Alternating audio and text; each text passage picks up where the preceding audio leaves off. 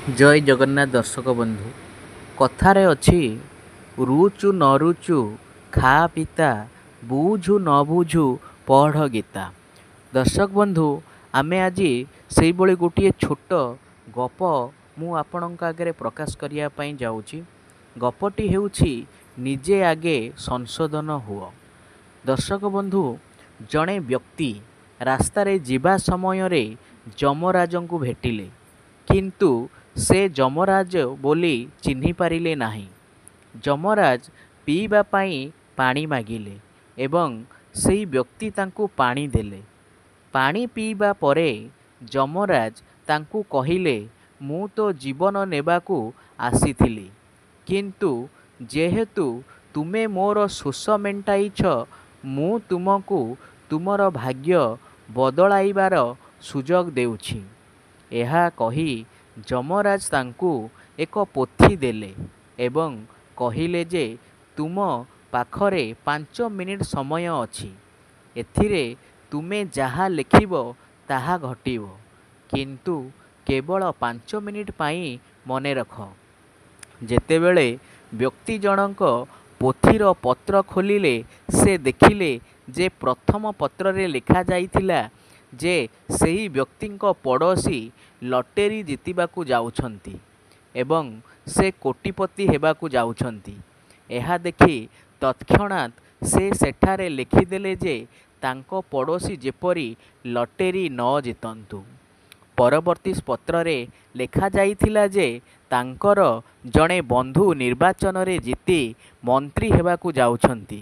ସେ ଲେଖିଦେଲେ ଯେ ତାଙ୍କୁ ନିର୍ବାଚନରେ ହାରିବା ଉଚିତ। ଏହିପରି ସେ ପତ୍ର ଓଲଟାଇ ଚାଲିଲେ ଏବଂ ଶେଷରେ ସେ ତାଙ୍କ ପୃଷ୍ଠା ଦେଖିଲେ। ସେ କିଛି ଲେଖିବା ପାଇଁ କଲମ ଉଦ୍ୟତ ମାତ୍ରେ ଯମରାଜ ତାଙ୍କ ହାତରୁ ପୋଥିଟି ନେଇ କହିଲେ ଦିଅ, ତୁମର 5 ମିନିଟ୍ ସରିଗଲା। ଏବେ କିଛି କରାଯାଇପାରିବ ନାହିଁ।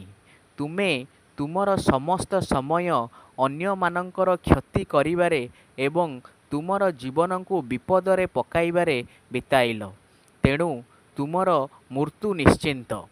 ଏହା ଶୁଣି ଲୋକଟି ବହୁତ ଅନୁତାପ କଲା। କ'ଣ କଲି? ସୁବର୍ଣ୍ଣ ସୁଯୋଗକୁ ହାତଛଡ଼ା କରିଦେଲି। ଏବେ ତାଙ୍କ ପାଖରେ କେବଳ ଅନୁତାପ କରିବା ବ୍ୟତୀତ ଆଉ କିଛି ନଥାଏ। ଆଜିର ସମାଜର ଅଧିକାଂଶ ଲୋକଙ୍କର ଏହି ଅବସ୍ଥା। ଆଜି ଦୁଃଖର କାରଣ ହେଉଛି ଯେ ଲୋକମାନେ ନିଜର ଦୋଷ, ଦୁଷ୍ଟତା, ଅଭାବ ଏବଂ ଦୁର୍ବଳତା ଦେଖିବା ପରିବର୍ତ୍ତେ ଅନ୍ୟମାନଙ୍କ ଦୋଷ ତ୍ରୁଟି ଦେଖିବାରେ ନିଜକୁ ବହୁତ ବ୍ୟସ୍ତ ରଖନ୍ତି। ଏପରି ବ୍ୟକ୍ତି ତାଙ୍କ ଜୀବନର ଚୂଡ଼ାନ୍ତ ଲକ୍ଷ୍ୟ ହାସଲ କେବେ ହେଲେ କରିପାରିବେ ନାହିଁ। ତେଣୁ ଭଗବାନଙ୍କ ଧ୍ୟାନରେ, ପଠନରେ, ମନରେ ଯଥାସମ୍ଭବ ସମୟ ବିତାଇ ନିଜ ଜୀବନରେ ଦିବ୍ୟ ଜ୍ଞାନ ଆହରଣ କର ଏବଂ ନିଜକୁ ମହାନ ଏବଂ ଶ୍ରେଷ୍ଠ କର। ସବୁବେଳେ ନିଜକୁ ପରୀକ୍ଷା କର ଏବଂ ନିଜର ତ୍ରୁଟିଗୁଡ଼ିକୁ ଦୂର କରି ଚାଲ। ଦେଖିବ ଭଗବାନ ତୁମକୁ ଯେଉଁ ଶକ୍ତି ଦେଇଛନ୍ତି ଠିକ୍ରେ ଉପଯୋଗ କର।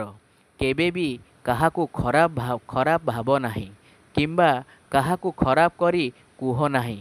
ଯିଏ ଅନ୍ୟମାନଙ୍କର ମଙ୍ଗଳ କରେ ସେ ସର୍ବଦା ଆନନ୍ଦ ରହେ ଏବଂ ପରମେଶ୍ୱରଙ୍କ ଆଶୀର୍ବାଦ ତାଙ୍କ ଉପରେ ସର୍ବଦା ରହିଥାଏ। ଯଦି ଆମେ ଅନ୍ୟମାନଙ୍କ ବିଷୟରେ ଭଲ ଚିନ୍ତା କରିବା, କଲ୍ୟାଣ ବିଷୟରେ ଚିନ୍ତା କରିବା, ତେବେ ଆମର କଲ୍ୟାଣ ଆପେ ଆପେ ହୋଇଯିବ। ଜୟ ଜଗନ୍ନାଥ। ଭାବୁଛି ଆପଣଙ୍କୁ ଏହି ଗପଟି ନିଶ୍ଚିନ୍ତ ଭାବରେ ଭଲ ଲାଗିଥିବ। ଯଦି ଦର୍ଶକ ବନ୍ଧୁ ଏହି ଗପଟି ଆପଣମାନଙ୍କୁ ଭଲ ଲାଗିଥାଏ, ତେବେ ନିଶ୍ଚିନ୍ତ ଭାବରେ ଲାଇକ୍, ସେୟାର ଏବଂ ସବସ୍କ୍ରାଇବ୍ କରିବାକୁ ଭୁଲିବେ ନାହିଁ।